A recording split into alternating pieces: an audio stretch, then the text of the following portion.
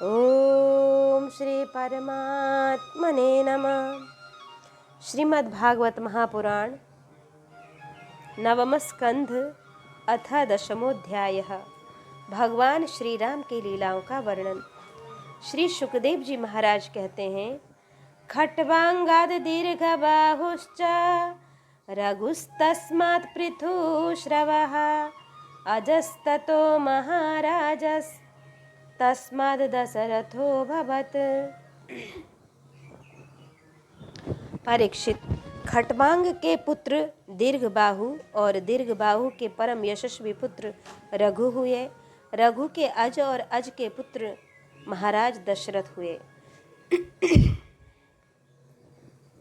देवताओं की प्रार्थना से साक्षात परब्रह्म परमात्मा भगवान श्री हरि ही अपने अंशास से 4 रूप धारण करके राजा दशरथ के पुत्र हुए। उनके नाम थे राम, लक्ष्मण, भरत और शत्रुघ्न। परीक्षित, सीतापति भगवान श्री राम का चरित्र तो तत्वदर्शी ऋषियों ने बहुत कुछ वर्णन किया है और तुमने अनेक बार उसे सुना भी है। भगवान श्री राम ने अपने पिता दशरथ के सत्य की रक्षा के लिए राजपाट छोड़ दिया और वे वन वन में फिरते रहे। उनके चरण कमल इतने सुकुमार थे कि परम सुकुमारी श्री जानकी जी के कर कमलों का स्पर्श भी उनसे सहन नहीं होता था। वे ही चरण जब वन में चलते चलते थक जाते, तब हनुमान और लक्ष्मण उन्हें दबा दबा कर उनकी थकावट मिटाते थे।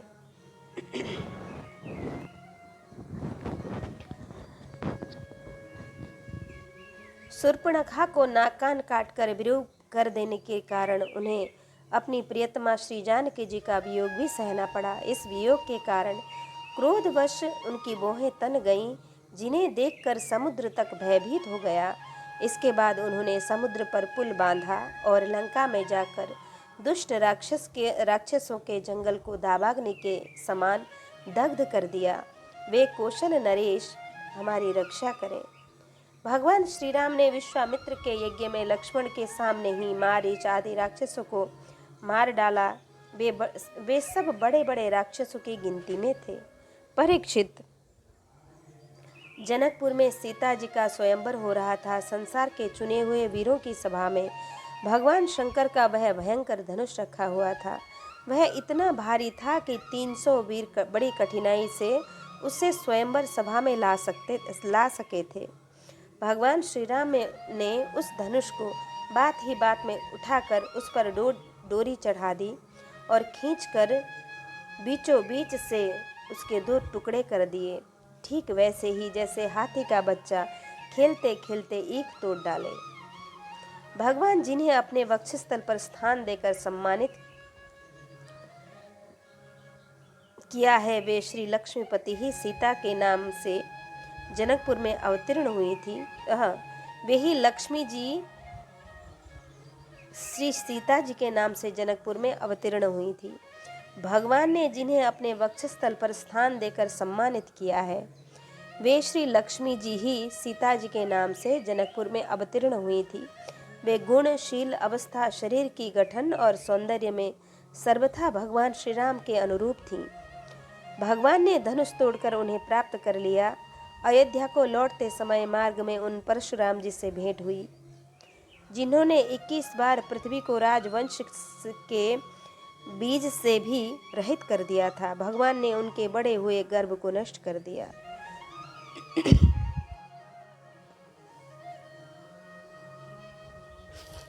इसके बाद पिता के वचन को सत्य करने के लिए उन्होंने वनवास स्वीकार किया। यद्यपि महाराज दशरथ ने अपनी पत्नी के अधीन होकर ही उसे वैसा वचन दिया था, फिर भी वे सत्य के बंधन में बंध गए थे। इसलिए भगवान ने अपनी पिता की आज्ञा शिरोधार्य की। उन्होंने प्राणों के समान प्यारे राज्य, लक्ष्मी, प्रेमी, हितैषी, मित्र और महलों को वैसे ही छोड़कर अपनी पत्नी के साथ यात्रा की, जैसे मुक्त संग योगी प्राणों को छोड़ देता है।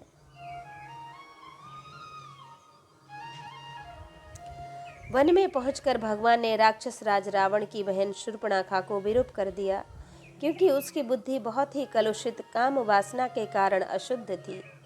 उसके पक्षपाती, खर, दूषण त्रिशिरा आदि प्रधान प्रधान भाइयों को, जो संख्या में 14,000 थे, हाथ में महान धनुष लेकर भगवान श्री राम ने नष्ट कर डाला और अनेक प्रकार की कठिनाइयों से परिपूर्ण वन में वे इधर उधर विचरते हुए निवास करने लगे।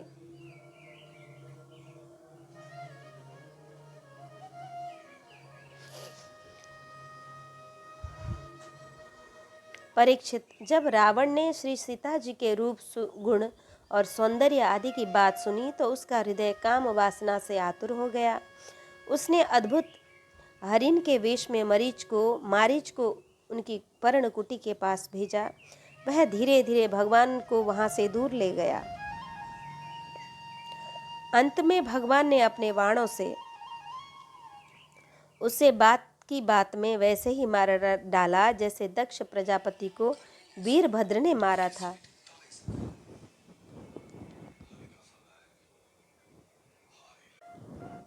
जब भगवान श्री राम जंगल में दूर निकल गए तब लक्ष्मण की अनुपस्थिति में नीच राक्षस रावण ने भेड़िए के समान विदेह नंदिनी सुकुमारी श्री सीता जी को हर लिया। तदंतर वे अपनी प्राण प्रिया सीता जी से बिछुड़कर अपने भाई लक्ष्मण के साथ वन वन में दीन की भांति घूमने लगे और इस प्रकार उन्होंने यह शिक्षा दी कि जो स्त्रियों में आसक्ति रखते हैं उनकी यही गति होती है। इसके बाद भगवान ने उस जटायु का दाह संस्कार किया जिसके सारे कर्म बंधन भगवत सेवा रूप कर्म से पहले ही भस्म हो चुके थे। फिर भगवान ने कबंधक का संहार किया और उसके अनंतर सुग्रीव आदि वानरों से मित्रता करके बाली का वध किया। तदंतर वानरों के द्वारा अपनी प्राण प्रिय का पता लगाया। ब्रह्मा और शंकर जिनके चरणों की वंदना करते हैं, वे भगवान श्री राम मनुष्य की सी लीला करते हुए बंदरों की सेना के साथ समुद्र तट पर पहुँचे। वहाँ उपवास और प्रार्थना से जब समुद्र पर कोई प्रभाव न पड़ा तब भगवान ने क्रोध की लीला करते हुए अपनी उग्र एवं टेढ़ी नज़र समुद्र पर डाली। उसी समय समुद्र के बड़े बड़े मगर और मत्स्य खलबला उठे। डर जाने के कारण समुद्र की सारी गर्जना शांत हो गई। तब समुद्र शरीरधारी बनकर और अपने सिर पर बहुत सी भेंटें लेकर भगवान के श्री चरण कमलों की शरण में आया और इस प्रकार कहने लगा। नत्वा वयं जडधियोनुविदाम भूमन् कूटस्थमादिपुरुषं जगदामधीशं यत्सत्त्वतः सुरगणा रजसः प्रजेशा मन्युश्च भूतपतयः सववन् गुणेश। अनंत, हम मूर्ख हैं, इसलिए आपके वास्तविक स्वरूप को नहीं जानते। जाने भी हम कैसे? आप समस्त जगत के एकमात्र स्वामी, आदि कारण एवं जगत के समस्त परिवर्तनों में एक रस रहने वाले हैं। आप समस्त गुणों के स्वामी हैं। इसलिए जब आप सत्व गुण को स्वीकार कर लेते हैं तब देवताओं की रजोगुण को स्वीकार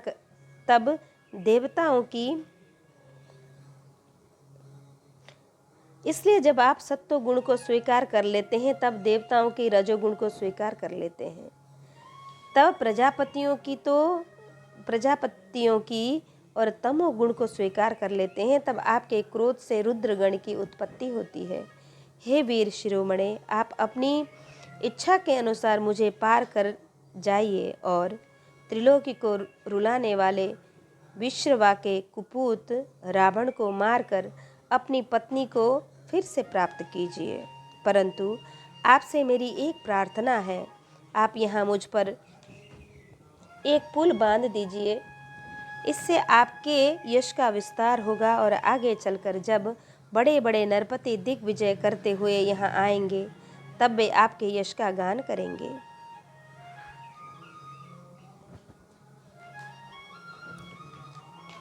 भगवान श्री राम ने अनेक पर्वतों के शिखरों से समुद्र पर पुल बांधा। जब बड़े बड़े बंदर अपने हाथों से पर्वत उठा उठा कर लाते थे तब उनके वृक्ष और बड़ी बड़ी चट्टानें थर थर कांपने लगती थी। इसके बाद विभीषण की सलाह से भगवान ने सुग्रीव, नील, हनुमान आदि प्रमुख वीरों और वानरी सेना के साथ लंका में प्रवेश किया। वह तो श्री हनुमान जी के द्वारा पहले ही जलाई जा चुकी थी। उस समय बानर राज की सेना ने लंका के सैर करने और खेलने के स्थान, अन्न के गोदाम, खजाने, दरवाजे, फाटक, सभा भवन, छज्जे और पक्षियों के रहने के स्थान तक को घेर लिया। उन्होंने वहां की वेदी, ध्वजाएं, सोने के कलश और चौराहे तोड़ फोड़ डाले। उस समय लंका ऐसी मालूम पड़ रही थी जैसे झुंड के झुंड हाथियों ने किसी नदी को मत डाला हो। यह देखकर राक्षस राज रावण ने निकुंभ, कुंभ, धूम्राक्ष, दुर्मुख, सुरांतक, नरांतक, प्रहस्त, अतिकाय, विकंपन आदि अपने सब अनुचरों को, पुत्र मेघनाद और अंत में भाई कुंभकर्ण को भी युद्ध करने के लिए भेजा। राक्षसों की वह विशाल सेना तलवार, त्रिशूल, धनुष, प्रास, रिष्टि, शक्ति, बाण, भाले, खड्ग आदि शस्त्र अस्त्र से सुरक्षित और अत्यंत दुर्गम थी। भगवान श्री राम ने सुग्रीव, लक्ष्मण, हनुमान, गंधमादन, नील, अंगद, जाम्बवान और पनस आदि वीरों को अपने साथ लेकर राक्षसों की सेना का सामना किया। रघुवंश शिरोमणि भगवान श्री राम ने अंगद आदि सब सेनापति, राक्षसों की चतुरंगिणी सेना, हाथी, रथ, घुड़सवार और पैदलों के साथ द्वंद्व युद्ध की रीति से भिड़ गए और राक्षसों को वृक्ष, पर्वत, शिखर, गदा और बाणों से मारने लगे। उनका मारा जाना तो स्वाभाविक ही था, क्योंकि वे उसी रावण के अनुचर थे जिसका मंगल श्री सीता जी को स्पर्श करने के कारण पहले ही नष्ट हो चुका था। जब राक्षस राज रावण ने देखा कि मेरी सेना का तो नाश हुआ जा रहा है, तब वह क्रोध में भरकर पुष्पक विमान पर आरूढ़ हो भगवान श्री राम के सामने, उस समय इंद्र का सारथी मातली बड़ा पुष्पक विमान पर आरूढ़ हो भगवान श्री राम के सामने आया। उस समय इंद्र का सारथी मातली बड़ा ही तेजस्वी दिव्य रथ लेकर आया और उस पर भगवान श्री राम जी विराजमान हुए। रावण अपने तीखे बाणों से उन पर प्रहार करने लगा। भगवान श्री राम ने रावण से कहा, हे नीच राक्षस, तुम कुत्ते की तरह हमारी अनुपस्थिति में हमारी प्राण प्रिया पत्नी को हर लाए। तुमने दुष्टता की हद कर दी। तुम्हारे जैसा निर्लज्ज तथा निंदनीय और कौन होगा। जैसे काल को कोई टाल नहीं सकता, कर्तापन के अभिमान को वह फल दिए बिना नहीं रुक सकता, वैसे ही आज मैं तुम्हें तुम्हारी करनी का फल चखाता हूँ। इस प्रकार रावण को फटकारते हुए भगवान श्री राम ने अपने धनुष पर चढ़ाया हुआ बाण उस पर छोड़ा। उस बाण ने वज्र के समान उसके हृदय को विदीर्ण कर डाला और वह अपने 10 मुखों से खून उगलता हुआ विमान से गिर पड़ा। ठीक वैसे ही जैसे पुण्यात्मा लोग भोग समाप्त होने पर स्वर्ग से गिर पड़ते हैं, उस समय उसके पुरजन परिजन हाय हाय करके चिल्लाने लगे। तदंतर हजारों राक्षसियां मंदोदरी के साथ रोती हुई लंका से निकल पड़ी और रणभूमि में आईं। उन्होंने देखा कि उनके स्वजन संबंधी लक्ष्मण जी के बाणों से छिन्न भिन्न होकर पड़े हुए हैं। वे अपने हाथों से अपनी छाती पीट पीट कर और अपने सगे संबंधियों को हृदय से लगा लगा कर ऊंचे स्वर से विलाप करने लगी। हाय हाय स्वामी, आज हम सब बेमौत मारी गईं। एक दिन वह था जब आपके भय से समस्त लोकों में त्राही त्राही मच जाती थी। आज वह दिन आप पहुंचा कि आपके न रहने से हमारे शत्रु लंका की दुर्दशा कर रहे हैं और यह प्रश्न उठ रहा है कि अब लंका किसके अधीन रहेगी। आप सब प्रकार से संपन्न थे, किसी भी बात की कमी न थी, परंतु आप काम के वश हो गए और यह नहीं सोचा कि श्री सीता जी कितनी तेजस्विनी हैं और उनका कितना प्रभाव है। आपकी यही भूल आपकी इस दुर्दशा का कारण बन गई। कभी आपके कामों से हम सब और समस्त राक्षस वंश आनंदित होता था और आज हम सब तथा यह सारी लंका नगरी विधवा हो गई। आपका वह शरीर जिसके लिए आपने सब कुछ कर डाला, आज गीधों का आहार बन रहा है और अपने आत्मा को आपने नरक का अधिकारी बना डाला। यह सब आपकी ही नासमझी और कामुकता का फल है। श्री सुखदेव जी महाराज कहते हैं, स्वानाम विभीषणश्चक्रे कौशले कौशलेन्द्रानुमोदितः पितृमेधाविधानेन यदुक्तं सांपरायिकम्। परीक्षित, कौशलाधीश भगवान श्री रामचंद्र जी की आज्ञा से विभीषण ने अपने स्वजन संबंधियों का पितृयज्ञ की विधि से शास्त्र के अनुसार अंत्येष्टि कर्म किया। इसके बाद भगवान श्री राम ने अशोक वाटिका के आश्रम में अशोक वृक्ष के नीचे बैठी हुई श्री सीता जी को देखा। वे उन्हीं के विरह की व्याधि से पीड़ित एवं अत्यंत दुर्बल हो रही थी। अपने प्राण प्रिया अर्धांगिनी श्री सीता जी को अत्यंत दीन अवस्था में देखकर श्री राम का हृदय प्रेम और कृपा से भर आया। इधर भगवान का दर्शन पाकर सीता जी का हृदय प्रेम और आनंद से परिपूर्ण हो गया। उनका मुख कमल खिल उठा। भगवान ने विभीषण को राक्षसों का स्वामित्व, लंकापुरी का राज्य और एक कल्प की आयु दी और इसके बाद पहले सीता जी को विमान पर बैठाकर अपने दोनों भाई लक्ष्मण तथा सुग्रीव एवं सेवक हनुमान जी के साथ स्वयं भी विमान पर सवार हुए। इस प्रकार 14 वर्ष का व्रत पूरा हो जाने पर उन्होंने अपने नगर की यात्रा की। उस समय मार्ग में ब्रह्मा आदि लोकपालगण उन पर बड़े प्रेम से पुष्पों की वर्षा कर रहे थे। इधर तो ब्रह्मा आदि बड़े आनंद से भगवान की लीलाओं का गान कर रहे थे और उधर जब भगवान को यह मालूम हुआ कि भरत जी केवल गोमूत्र में पकाया हुआ जौ का दलिया खाते हैं, बलकल पहनते हैं और पृथ्वी पर डाब बिछाकर सोते हैं एवं उन्होंने जटाएं बढ़ा रखी हैं,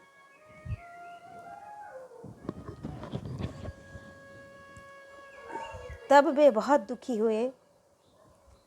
उनकी दशा का स्मरण कर परम करुणाशील भगवान का हृदय भर आया।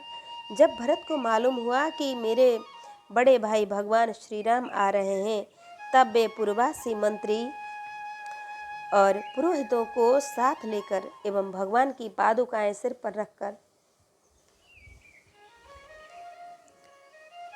उनकी अगवानी के लिए चले। जब भरत जी अपने रहने के स्थान नंदीग्राम से चले, तब लोग उनके साथ साथ मंगलगान करते, बाजे बजाते चलने लगे। वेदवाणी ब्राह्मण बार बार वेद मंत्रों का उच्चारण करने लगे और उसकी ध्वनि चारों ओर गूंजने लगी। सुनहरी कामदार पताकाएं फहराने लगी। सोने से मढ़े हुए तथा रंग बिरंगी ध्वजाओं से सजे हुए रथ, सुनहले साज से सजाए हुए सुंदर घोड़े तथा सोने के कवच पहने हुए सैनिक उनके साथ साथ चलने लगे। सेठ, साहूकार, श्रेष्ठ वीरांगनाएं, पैदल चलने वाले सेवक और महाराजाओं के योग्य छोटी बड़ी सभी वस्तुएं उनके साथ चल रही थी। भगवान को देखते ही प्रेम के उद्रेक से भरत जी का हृदय गदगद हो गया। नेत्रों में आंसू छलक आए। वे भगवान के चरणों पर गिर पड़े। उन्होंने प्रभु के सामने अपनी पादुकाएं रख दी और हाथ जोड़कर खड़े हो गए। नेत्रों से आंसू की धारा बहती जा रही थी। भगवान ने अपने दोनों हाथों से पकड़कर बहुत देर तक भरत जी को हृदय से लगाए रखा।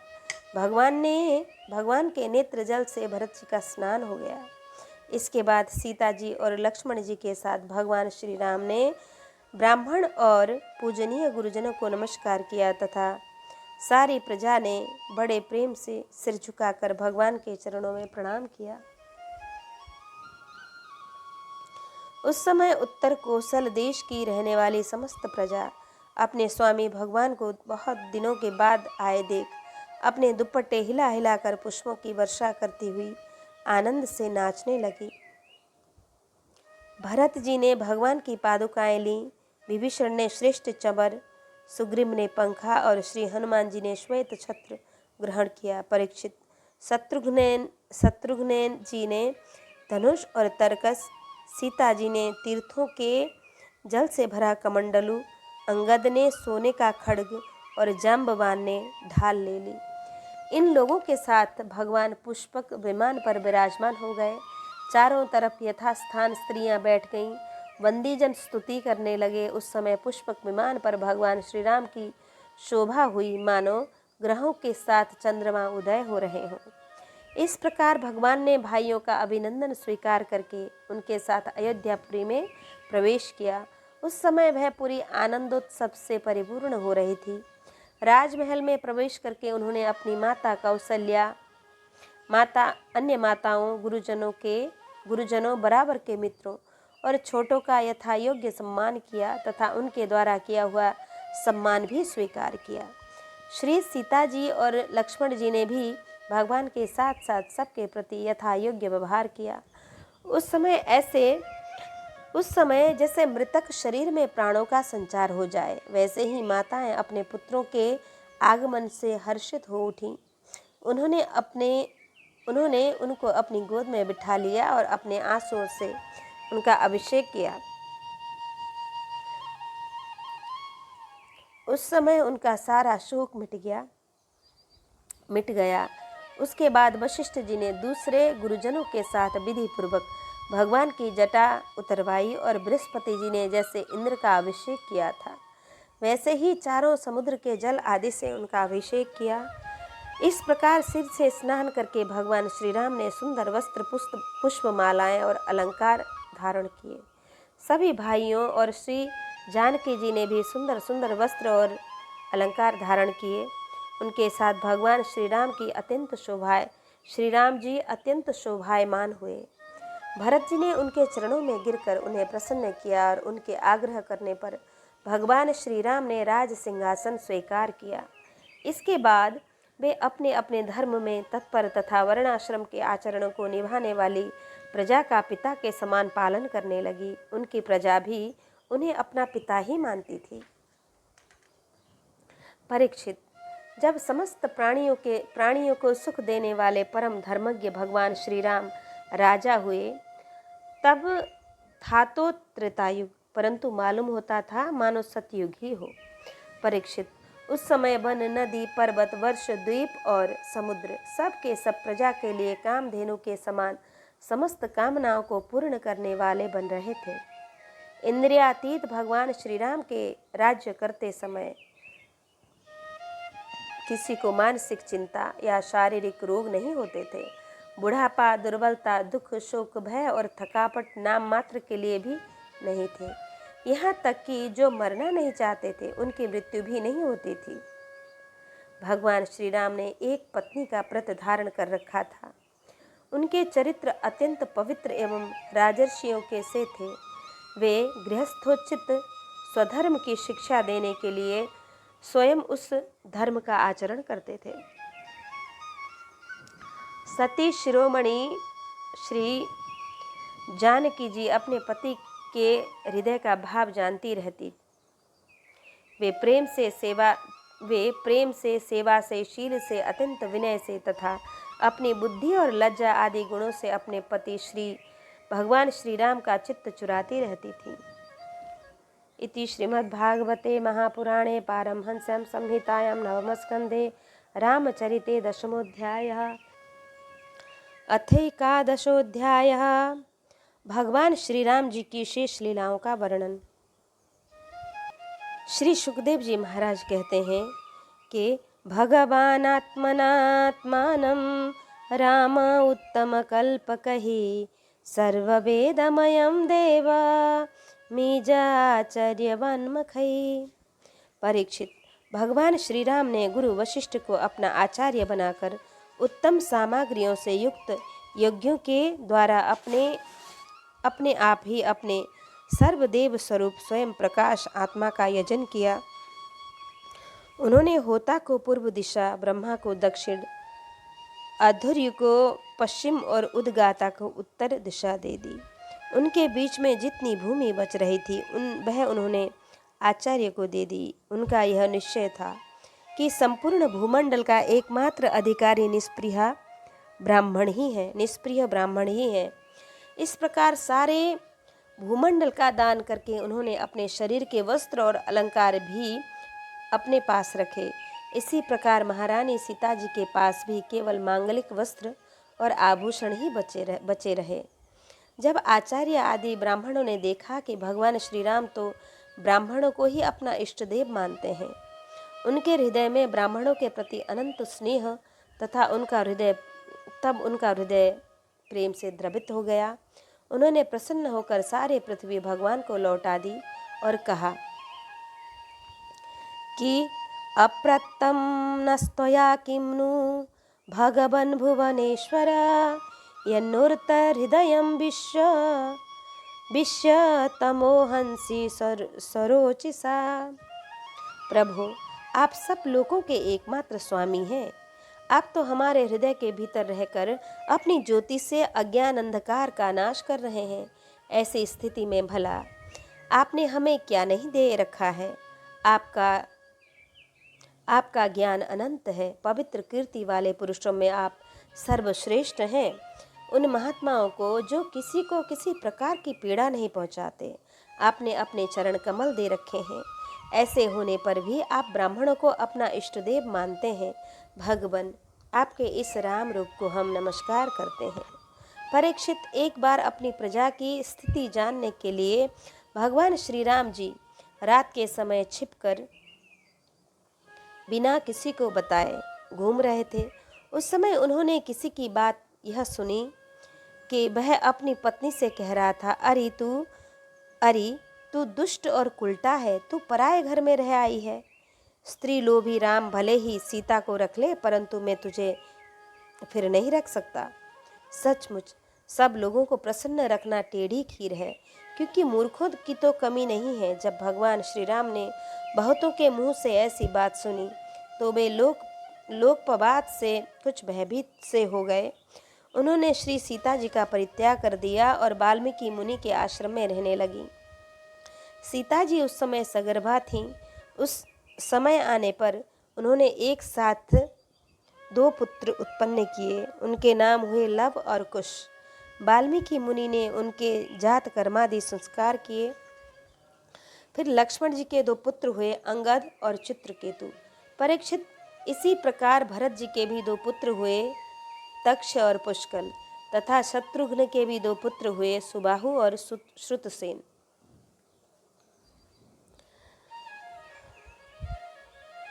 भरत जी ने दिग्विजय में करोड़ों गंधर्वों का संहार किया। उन्होंने उनका सब धन लाकर अपने बड़े भाई भगवान श्री राम की सेवा में निवेदन किया। और शत्रुघ्न ने मधुबन में मधु के पुत्र लवण नामक राक्षस को मारकर वहाँ मथुरा नाम की पुरी बसाई। भगवान श्री राम के द्वारा निर्वासित सीता जी ने अपने पुत्र को वाल्मीकि जी के हाथ में सौंप दिया और भगवान श्री राम के चरण कमलों का ध्यान करती हुई वे पृथ्वी देवी के लोक में चली गईं। यह समाचार सुनकर भगवान श्री राम ने अपने शोकावेश को बुद्धि के द्वारा रोकना चाहा, परंतु परम समर्थ होने पर भी वे उसे रोक न सके, क्योंकि उन्हें जानकी जी के पवित्र गुण बार बार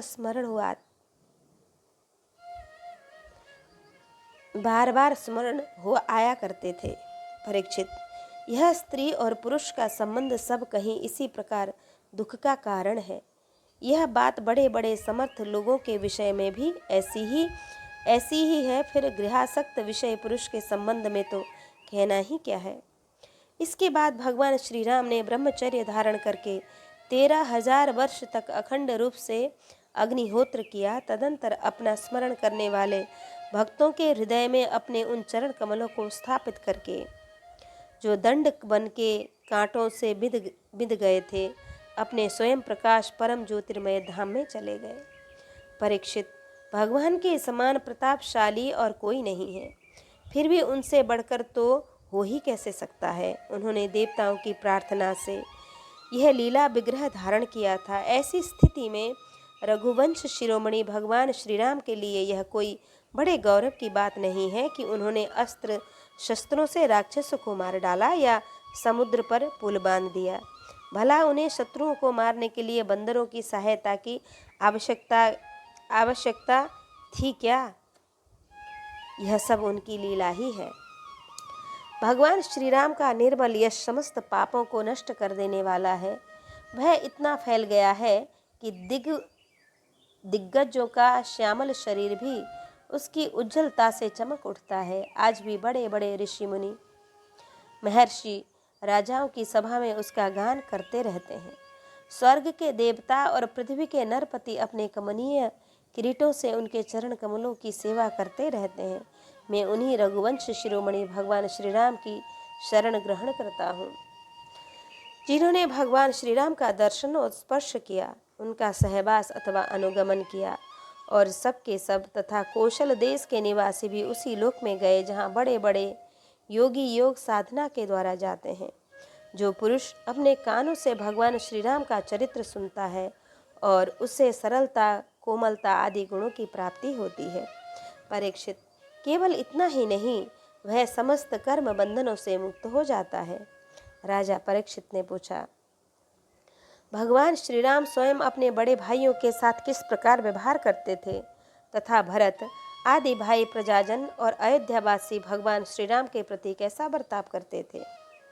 श्री सुखदेव जी महाराज कहते हैं कि परीक्षित, त्रिभुवनपति महाराज श्री राम ने राज सिंहासन स्वीकार करने के बाद अपने भाइयों को दिग्विजय की आज्ञा दी और स्वयं अपने निज जनों को दर्शन देते हुए अपने अनुचरों के साथ पुरी की देखरेख करने लगे। उस समय अयोध्यापुरी के मार्ग सुगंधित जल और हाथियों के मद कणों से सींचे रहते। ऐसा जान पड़ता मानो यह नगरी अपने स्वामी भगवान श्री राम को देखकर अत्यंत मतवाली हो रही है। उसके महल, फाटक, सभा भवन, विहार और देवालय आदि में सुवर्ण के कलश रखे हुए थे और स्थान स्थान पर पताकाएं फहरा रही थी। वह डंठल समेत सुपारी, केले के खंभे और सुंदर वस्त्रों के पट्टों से सजाई हुई थी। दर्पण, वस्त्र और पुष्पमालाओं से तथा मांगलिक चित्रकारियों और वंदनवारों से सारी नगरी जगमगा रही थी। नगरवासी अपने हाथों में तरह तरह की भेंटें लेकर भगवान के पास आते और उनसे प्रार्थना करते कि देव, पहले आपने ही वराह रूप से पृथ्वी का उद्धार किया था, अब आप ही इसका पालन कीजिए। परीक्षित, उस समय जब प्रजा को मालूम होता कि बहुत दिनों के बाद भगवान श्री राम इधर पधारे हैं, तब सभी स्त्री पुरुष उनके दर्शन की लालसा से घर द्वार छोड़कर दौड़ पड़ते। वे ऊंची ऊंची अटारियों पर चढ़ जाते और अतृप्त नेत्रों से कमल नयन भगवान श्री राम को देखते हुए उन पर पुष्पों की वर्षा करते। इस प्रकार प्रजा का निरीक्षण करके भगवान फिर अपने महलों में आ जाते। उनके वे महल पूर्ववर्ती राजाओं के द्वारा सेवित थे। उनमें इतने बड़े बड़े सब प्रकार के खजाने थे जो कभी समाप्त नहीं होते थे, और वे बड़ी बड़ी बहुमूल्य बहुत सी सामग्रियों से सुसज्जित थे।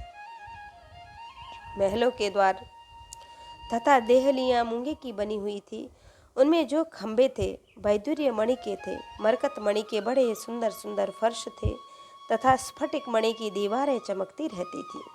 रंग बिरंगी मालाओं, पताकाओं, मणियों की चमक, शुद्ध चेतना के समान उज्जवल मोती, सुंदर सुंदर भोग सामग्री, सुगंधित धूप, दीप तथा फूलों के गहनों से वह महल खूब सजाए हुए थे। आभूषणों से भी भूषित करने वाले देवताओं के समान स्त्री पुरुष उनकी सेवा में लगे रहते थे। परीक्षित, भगवान श्री राम जी आत्मराम जितेंद्रिय पुरुषों के शिरोमणि थे। उसी महल में वे अपनी प्राण प्रिया प्रेममयी पत्नी श्री सीता जी के साथ विहार करते थे। सभी स्त्री पुरुष जिनके चरणों का ध्यान करते रहते हैं, वे ही भगवान श्री राम बहुत वर्षों तक धर्म की मर्यादा का पालन करते हुए समयानुसार भोगों का उपभोग करते रहे। इति श्रीमद्भागवते महापुराणे पारमहंस्यां संहितायां नवमस्कन्धे श्रीरामोपाख्याने एकादशोऽध्यायः। अथ द्वादशोऽध्यायः। इक्ष्वाकु वंश के शेष राजाओं का वर्णन।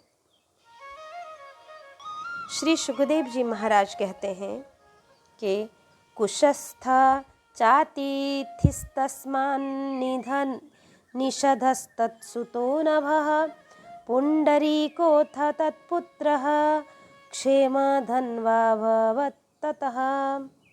परीक्षित, कुश का पुत्र हुआ अतिथि, उसका निषद का नभ का पुंडरीक और पुंडरीक का क्षेमधनवा।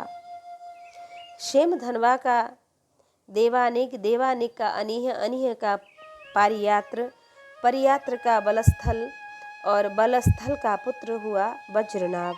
यह सूर्य का अंश था।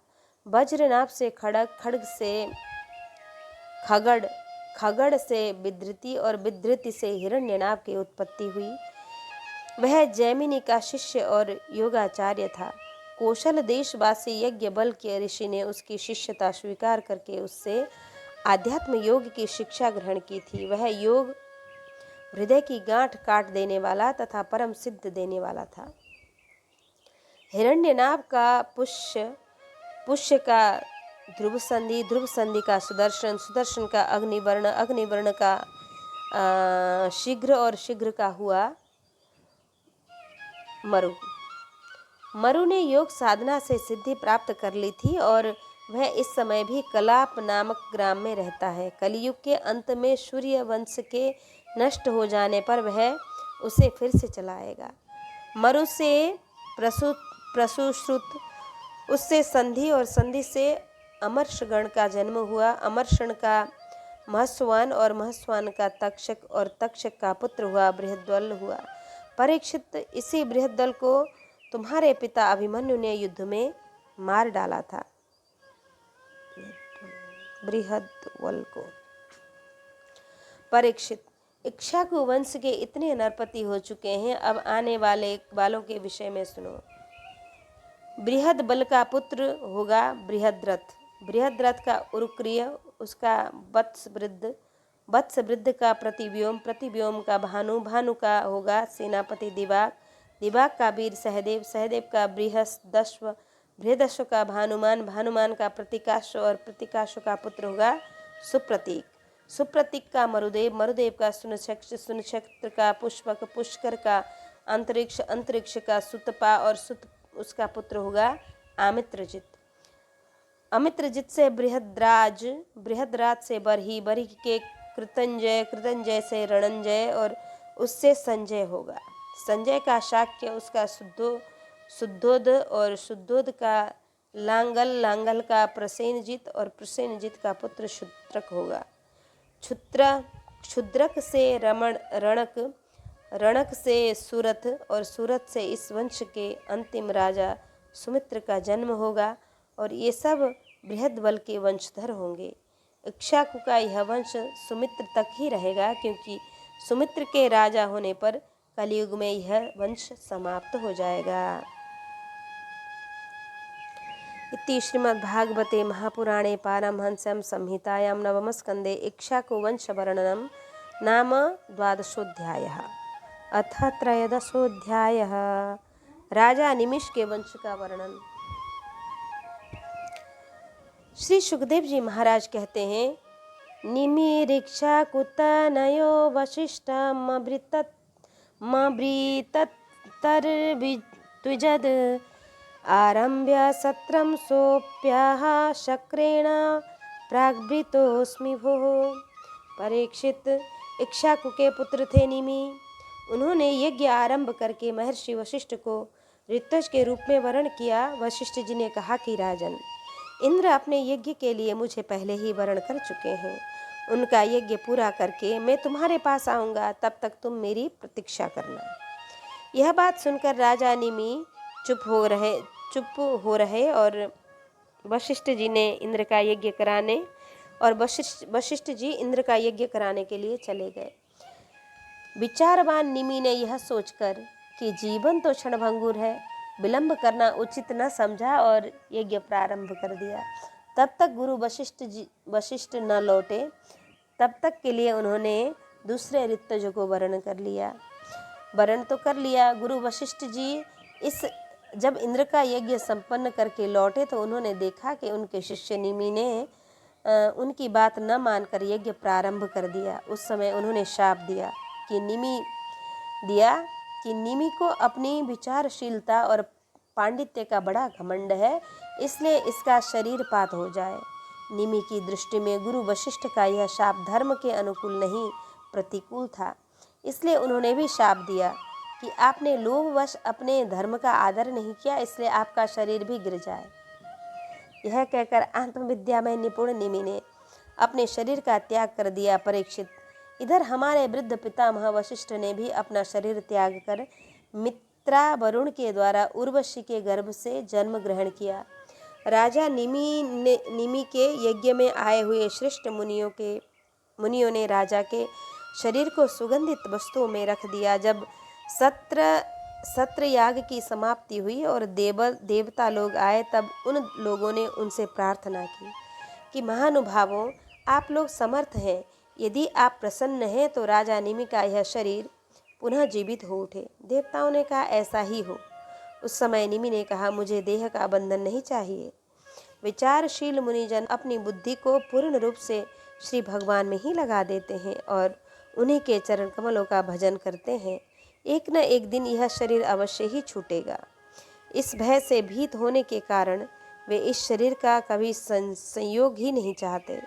वे तो मुक्त होना ही चाहते हैं। अतः मैं जब दुख, शोक और भय के मूल कारण इस शरीर को धारण करना ही नहीं चाहता, जैसे जल में मछली के लिए सर्वत्र ही मृत्यु के अवसर है, वैसे ही इस शरीर के लिए भी सब कहीं मृत्यु ही मृत्यु है। देवताओं ने कहा, मुनियों, राजा निमि बिना शरीर के ही प्राणियों के नेत्रों में अपनी इच्छा के अनुसार निवास करें। वे वहां रहकर सूक्ष्म शरीर से भगवान का चिंतन करते रहें। पलक उठने और गिरने से उनके अस्तित्व का पता चलता रहेगा। इसके बाद महर्षियों ने यह सोचकर कि राजा के न रहने पर लोगों में अराजकता फैल जाएगी, निमि के शरीर का मंथन किया। उस मंथन से एक कुमार उत्पन्न हुआ। जन्म लेने के कारण उसका नाम हुआ जनक।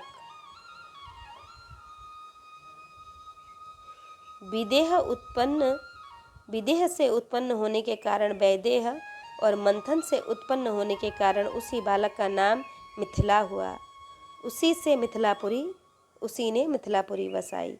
परीक्षित, जनक का उदावसु नंदीवर्धक का सुकेतु, उसका देवरात का बृहद्रथ का महावीर्य का सुधृति का दृष्टकेतु का हर्यश और उसका मरु नामक पुत्र हुआ। परीक्षित मरु से प्रतिपंग से कृतिरथ से देवमीड से विश्रुत और विश्रुत से महाधृति का जन्म हुआ। महाधृति का कृतिराज का महारोमा का स्वर्णरोमा और स्वर्णरोमा का पुत्र हुआ रहस्यरोमा। इसी रहस्यरोमा के पुत्र महाराज सिरध्वज थे। वे जब यज्ञ के लिए धरती जोत रहे थे, तब उनके सिर हल के अग्रभाग फाल से सीता जी की उत्पत्ति हुई थी।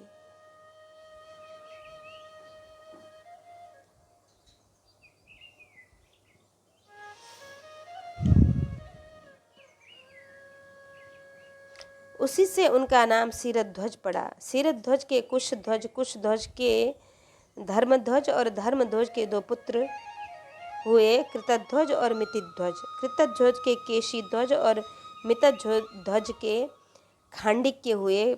परीक्षित, केशीध्वज आत्मविद्या में बड़ा प्रवीण था। खांडिक्य तथा कर्मकांड का मर्मज्ञ, वह केशीध्वज से भयभीत होकर भाग गया। केशीध्वज का पुत्र भानुमान और भानुमान का शतधुम्न था। शतधुम्न से सुचि से सनद्वाज से ऊर्ध्वकेतु से अज से पुरुजित से अरिष्टनेमि से श्रुतायु से सुपार्क से चित्ररथ और चित्ररथ से मिथिलापति क्षेमधि का जन्म हुआ। क्षेमधि से समरथ से सत्यरथ से उपगुरु और उपगुरु से उपगुप्त नामक पुत्र हुआ। यह अग्नि का अंश था। उपगुप्त का वस्वनंत का युयुध का सुभाषण का श्रुत का जय का विजय और विजय का ऋत नामक पुत्र हुआ।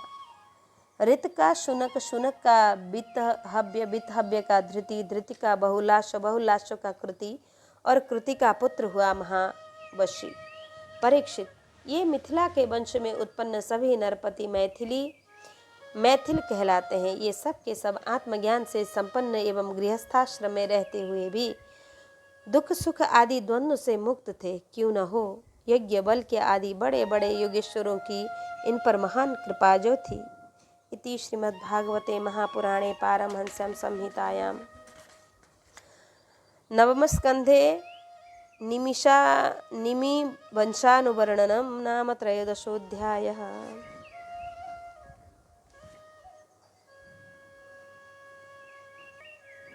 अथ चतुर्दशोध्याय चंद्रवंश का वर्णन। श्री सुखदेव जी महाराज कहते हैं, अथात श्रूयतां राजन् वंश सोमस्य पावनः यस्मिन्नैलादयो भूपः कीर्त्यन्ते पुण्यकीर्तयः। परीक्षित, जब मैं तुम्हें चंद्रमा के पावन वंश का वर्णन सुनाता हूँ, अब मैं तुम्हें चंद्रवंश के पावन वंश का वर्णन सुनाता हूँ। इस वंश में पुररवा आदि बड़े बड़े पवित्र कीर्ति राजाओं का कीर्तन किया जाता है। सहस्त्रों सिर वाले विराट पुरुष नारायण के नाभि सरोवर के कमल से ब्रह्मा जी की उत्पत्ति हुई। ब्रह्मा जी के पुत्र हुए अत्रि। वे अपने पुत्रों के कारण ब्रह्मा जी के समान ही थे। उन्हीं अत्रि के नेत्रों से अमृतमय चंद्रमा का जन्म हुआ। ब्रह्मा जी ने चंद्रमा को ब्राह्मण, औषधि और नक्षत्रों का अधिपति बना दिया। उन्होंने तीनों लोकों पर विजय प्राप्त की और राजसूय यज्ञ किया। उससे उनका घमंड बढ़ गया और उन्होंने बलपूर्वक बृहस्पति की पत्नी तारा को हर लिया। देवगुरु बृहस्पति ने अपनी पत्नी को लौटा देने के लिए उनसे बार बार याचना की, परंतु वे इतने मतवाले हो गए थे कि उन्होंने किसी प्रकार उनकी पत्नी को नहीं लौटाया। ऐसी परिस्थिति में उनके लिए देवता और दानवों में घोर संग्राम छिड़ गया। शुक्राचार्य जी ने बृहस्पति जी के द्वेष से असुरों के साथ चंद्रमा का पक्ष ले लिया और महादेव जी ने स्नेहवश समस्त भूतगणों के साथ अपने विद्या गुरु अंगिरा जी के पुत्र बृहस्पति का पक्ष लिया। देवराज इंद्र ने भी समस्त देवताओं के साथ अपने गुरु बृहस्पति जी का ही पक्ष लिया। इस प्रकार तारा के निमित्त से देवता और असुरों का संहार करने वाला घोर संग्राम हुआ। तदंतर अंगिरा ऋषि ने ब्रह्मा जी के पास जाकर यह युद्ध बंद कराने की प्रार्थना की। इस प्रकार ब्रह्मा जी ने चंद्रमा को बहुत डांटा फटकारा और तारा को उसके पति बृहस्पति के हवाले कर दिया। जब बृहस्पति जी को यह मालूम हुआ कि तारा तो गर्भवती है, तब उन्होंने कहा, रे दुष्ट, मेरे क्षेत्र में यह तो किसी दूसरे का गर्भ है, इसे तू अभी त्याग दे, तुरंत त्याग दे। डर मत, मैं तुझे जलाऊंगा नहीं, क्योंकि एक तो तू स्त्री है और दूसरे मुझे भी संतान की कामना है। देवी होने के कारण तू निर्दोष भी है ही। अपने पति की बात सुनकर तारा अत्यंत लज्जित हुई। उसने सोने के समान चमकता हुआ एक बालक अपने गर्भ से अलग कर दिया। उस बालक को देखकर बृहस्पति और चंद्रमा दोनों ही मोहित हो गए और चाहने लगे कि यह हमें मिल जाए। अब वे एक दूसरे से इस प्रकार जोर जोर से झगड़ा करने लगे कि यह तुम्हारा नहीं, मेरा है।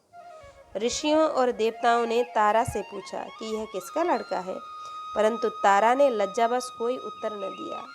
बालक ने अपनी माता की झूठी लज्जा से क्रोधित होकर कहा, अरे दुष्ट, तू बतलाती क्यों नहीं? तू अपना कुकर्म मुझे शीघ्र से शीघ्र बता दे। उसी समय ब्रह्मा जी ने तारा को एकांत में बुलाकर बहुत कुछ समझा बुझाकर पूछा। तब तारा ने धीरे से कहा कि चंद्रमा का, इसलिए चंद्रमा ने उस बालक को ले लिया।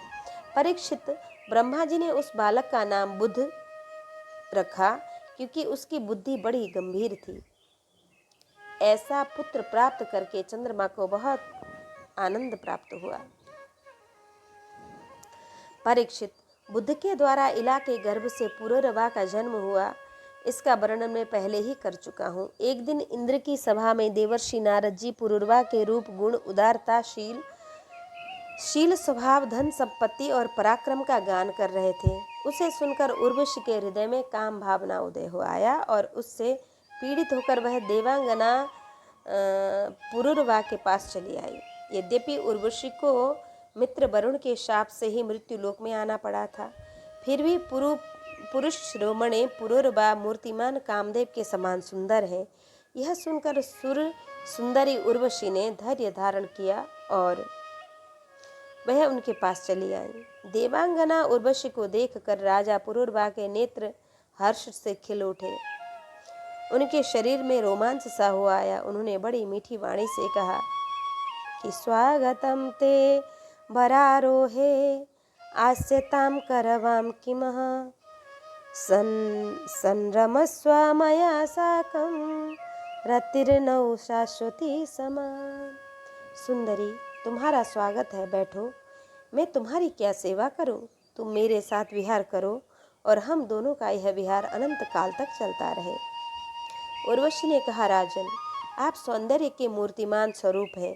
भला ऐसी कौन कामिनी है जिसकी दृष्टि और मन आप में आसक्त न हो जाए? क्योंकि आपके समीप आकर मेरा मन रमण की इच्छा से अपना धैर्य खो बैठा है। राजन, जो पुरुष रूप गुण आदि के कारण प्रशंसनीय होता है वही स्त्रियों को अविष्ट भी होता है।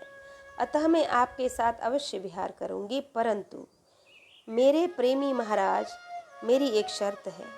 मैं आपको धरोहर के रूप में भेड़ के 2 बच्चे सौंपती हूँ। आप उनकी रक्षा करना।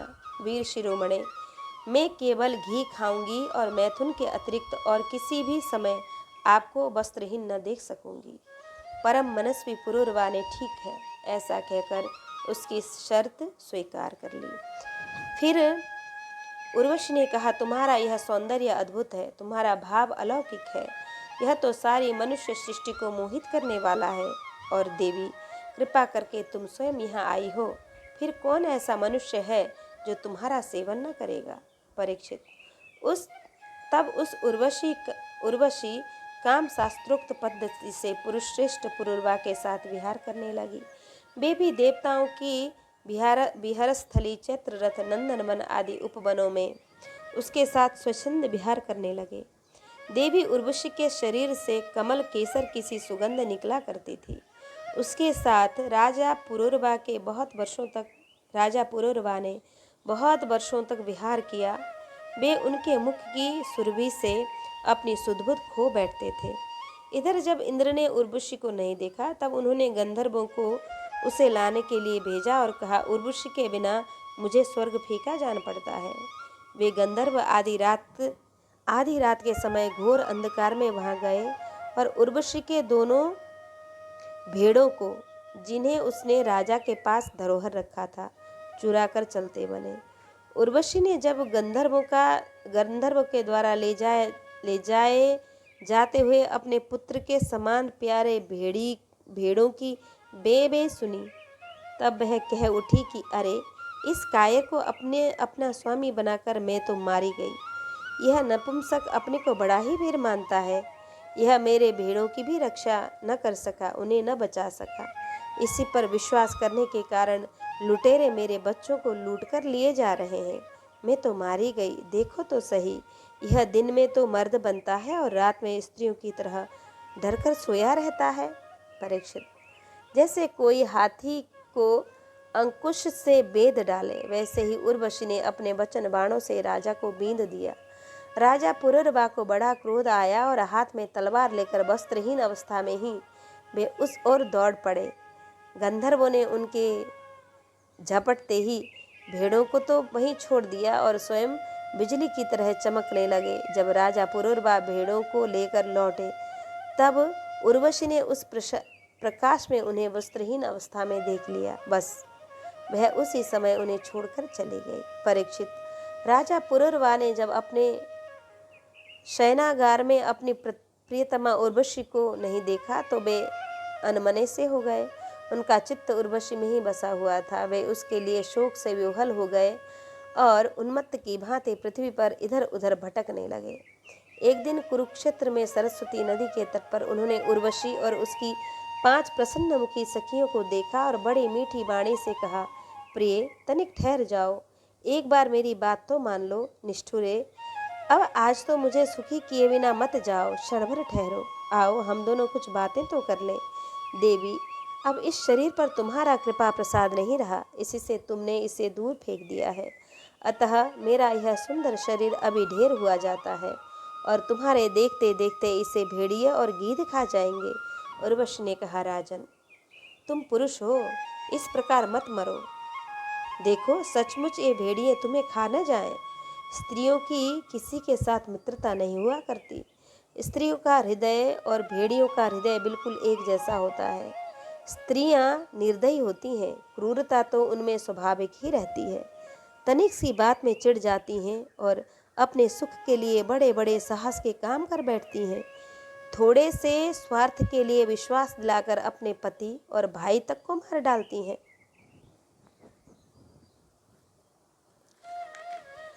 इनके हृदय में सौहार्द तो है ही नहीं।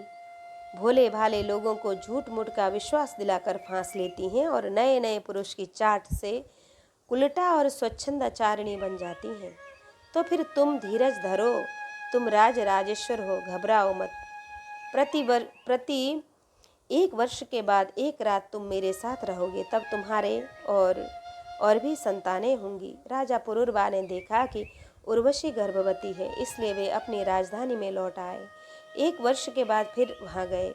तब तक उर्वशी एक वीर पुत्र की माता हो चुकी थी। उर्वशी के मिलने से पुरुरवा को बड़ा सुख मिला और वे एक रात उसी के साथ रहे। प्रातःकाल जब वे विदा होने लगे, तब विरह के दुख से वे अत्यंत दीन हो गए। उर्वशी ने उनसे कहा, तुम इन गंधर्वों की स्तुति करो, ये चाहे तो तुम्हें मुझे दे सकते हैं।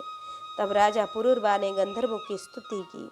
परीक्षित, राजा पुरुरवा की स्तुति से प्रसन्न होकर गंधर्वों ने उन्हें एक अग्निस्थापन करने वाला पात्र दिया। राजा ने समझा यही उर्वशी है, इसलिए उसको हृदय से लगाकर वे एक वन से दूसरे वन में घूमते रहे।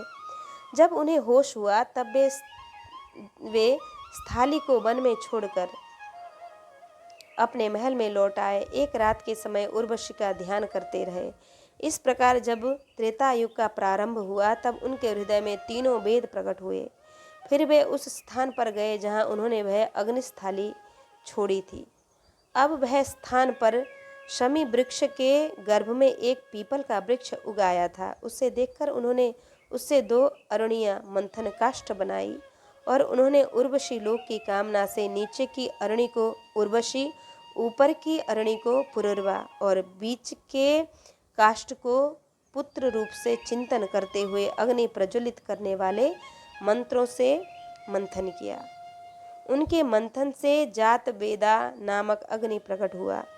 राजा पुरुरवा ने अग्नि देवता को त्रयी विद्या के द्वारा आवाहनीय, गार्हपत्य और दक्षिणाग्नि इन तीनों भागों में विभक्त करके पुत्र रूप से स्वीकार कर लिया। फिर उर्वशी लोक की इच्छा से पुरुरवा ने उन तीनों अग्नियों द्वारा सर्वदेव स्वरूप इंद्रियातीत यज्ञपति भगवान श्री हरि का यजन किया। परीक्षित, त्रेता के पूर्व सत्ययुग में एकमात्र प्रणव ओंकार ही वेद था। सारे वेद शास्त्र उसी के अंतर्भूत थे। देवता थे एकमात्र नारायण और कोई न था। अग्नि भी 3 नहीं, केवल एक था और वर्ण भी केवल एक ही हंस था। परीक्षित, त्रेता के प्रारंभ में पुरुरवा से ही वेद त्रयी और अग्नि त्रयी का आविर्भाव हुआ। राजा पुरुरवा ने अग्नि को संतान रूप से स्वीकार करके गंधर्व लोक की प्राप्ति की। इति श्रीमद्भागवते महापुराणे पारमहंस्यां संहितायां नवमस्कन्धे ऐलोपाख्याने 14दशोऽध्यायः। कृष्णाय वासुदेवाय हरये परमात्मने प्रणतक्लेशनाशाय गोविन्दाय नमो नमः।